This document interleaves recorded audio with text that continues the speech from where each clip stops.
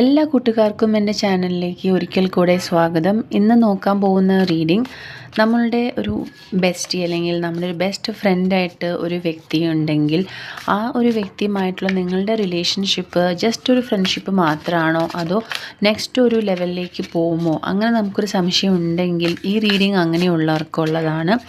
എല്ലാവരുടെയും best friends വേറൊരു relationship അല്ലെങ്കിൽ നമ്മുടെ നെക്സ്റ്റ് ലെവലിലേക്ക് പോകണമെന്ന് യാതൊരു നിർബന്ധമില്ല. വളരെ പ്യുവറായിട്ടുള്ള ജസ്റ്റ് ഫ്രണ്ട്ഷിപ്പായിട്ട് മാത്രം നമ്മൾ കൊണ്ടുനടക്കുന്ന ഒരുപാട് വ്യക്തികളെ എനിക്ക് പരിചയമുണ്ട്.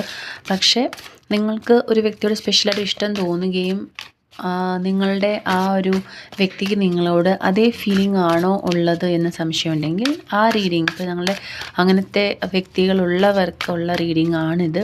നിങ്ങളുടെ വ്യക്തിയുമായിട്ടുള്ള നിങ്ങളുടെ റിലേഷൻഷിപ്പ് നെക്സ്റ്റ് ലെവലിലേക്ക് പോകുമോ എന്ന് നമുക്ക് നോക്കാം.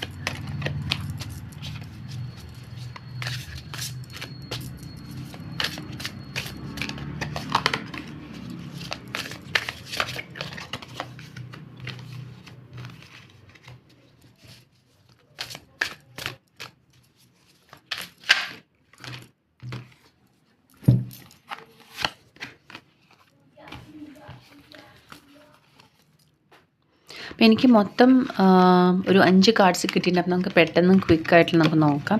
അപ്പോൾ യൂണിവേഴ്സ് നിങ്ങളോട് പറയാനുള്ള ഒരു മെസ്സേജ് എന്ന് പറഞ്ഞാൽ 5 വ്യത്യസ്തമായിട്ടുള്ള മെസ്സേജുകളാണ്. അപ്പോൾ ആദ്യത്തെ കാർഡിൽ നമുക്ക് കിട്ടിയിരിക്കുന്നത് നിങ്ങളുടെ വ്യക്തിക്ക് നിങ്ങളോടുള്ള ഇഷ്ടം നിങ്ങൾ പറയുകയാണെങ്കിൽ നിങ്ങളുടെ ആ ബെസ്റ്റി അല്ലെങ്കിൽ ബെസ്റ്റ് ഫ്രണ്ട് എന്ന് പറയുന്ന വ്യക്തി നിങ്ങളുടെ സ്നേഹം സ്വീകരിക്കുകയും നിങ്ങൾക്ക് ആഗ്രഹിക്കുന്ന രീതിയിൽ ഇഷ്ടമായിട്ട് മാറാനുള്ള സാധ്യതയുണ്ട്. സെക്കൻഡ് മെസ്സേജ് എന്ന് പറഞ്ഞിട്ടുണ്ടെങ്കിൽ നിങ്ങളുടെ വ്യക്തി ഒരുപാട് നിങ്ങളുമായിട്ടുള്ള അങ്ങനെ ഒരു റിലേഷൻഷിപ്പിനെ നോക്കി കാണുന്നില്ല. അവരധികം ഒരുപാട് ലൈഫിൽ സക്സസ്ഫുൾ ആവണമെന്ന് ആഗ്രഹിക്കുന്ന വ്യക്തിയാണ്. അപ്പം സ്നേഹത്തിന് തൽക്കാലം ആ ഒരു വ്യക്തിക്ക് ടൈം ഉള്ളതായിട്ട് കാണുന്നില്ല. തേർഡ് മെസ്സേജ് എന്ന് പറഞ്ഞിട്ടുണ്ടെങ്കിൽ നിങ്ങളുടെ വ്യക്തി എങ്ങനെയാണെന്ന് വെച്ചാൽ ഭയങ്കര റെസ്റ്റ്ലെസ് ആണ്. അപ്പോൾ സ്വന്തമായിട്ടുള്ള ഇന്നർ ആയിട്ടുള്ള കുറേ ഇഷ്യൂസിനെ ഫൈറ്റ് ചെയ്തുകൊണ്ടിരിക്കുകയാണ്. അപ്പോൾ നിങ്ങൾ ഇഷ്ടവുമായിട്ട് ചെന്ന് പറഞ്ഞാൽ നിങ്ങളുടെ ഇഷ്ടം സ്വീകരിക്കാനുള്ളൊരു മനസ്ഥിതിയിലല്ല.